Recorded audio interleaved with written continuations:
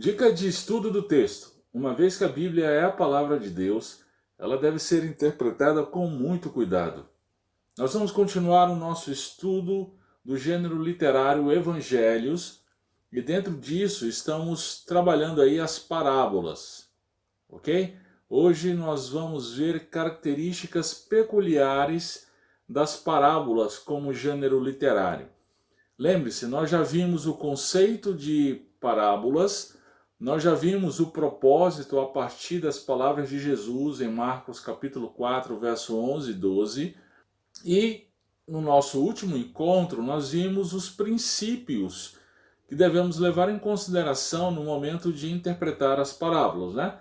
Nós vimos que devemos observar o contexto histórico, identificar o contexto literário da passagem, estudar o ponto principal e nos perguntar quem eram os ouvintes, como que a parábola falou aos seus corações e, por fim, aplicar a mensagem central da parábola para nós hoje. Muito bem, vamos ver algumas características próprias da parábola e isso também nos ajuda na correta interpretação delas.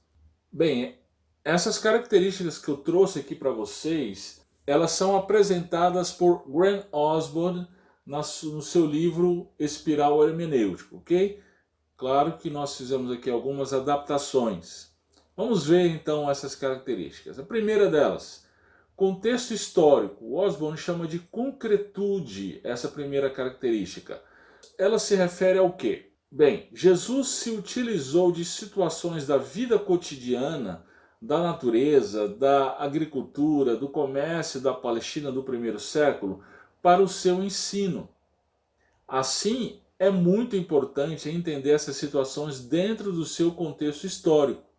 Considerar isso na parábola, por exemplo, do semeador, é muito importante para a gente, ok? Então, veja elementos do contexto histórico que estão contidos na parábola que você está estudando.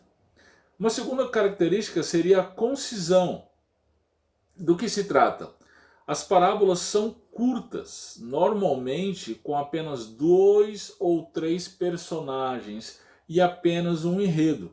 É isso que a gente vê, por exemplo, nas parábolas da candeia, da medida, da semente e do grão de mostarda, ok? Uma característica importante.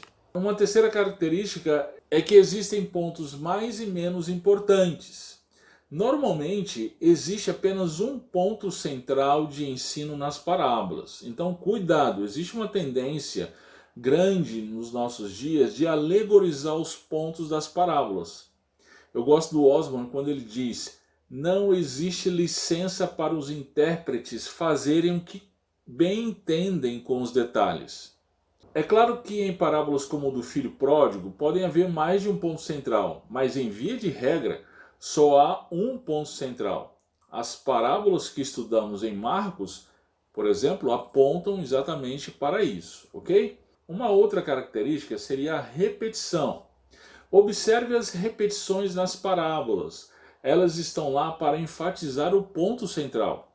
Na parábola do semeador, por exemplo, nós vimos que a expressão ouvem está presente em todos os tipos de solos, mas a expressão recebem a semente somente ao solo bom, ok? Então isso nos ajuda também. Uma outra característica é a conclusão final. Isso ajuda a ver qual é o ponto central. Algumas vezes ele termina fazendo um resumo do ponto que ele quer chegar. Outras vezes ele termina com uma pergunta. Ou ele mesmo interpreta as parábolas. Na parábola do semeador, por exemplo, ele faz isso. Ele interpreta a parábola, ok? Então preste muita atenção nisso. E por fim, o reino de Deus. As parábolas trazem com muita frequência a temática do reino de Deus. A ética do reino deve ser vivida pelos cidadãos do reino. Além disso, a escatologia do reino de Deus presente nas parábolas apresenta o reino de Deus já presente no mundo, mas que será manifesto completamente nos últimos dias. Nas parábolas do semeador, por exemplo, da semente e do grão de mostarda, o reino de Deus é mencionado diretamente. Nessas duas últimas, Jesus explica que as parábolas que ele estava por contar eram uma analogia ao reino de Deus. Ok?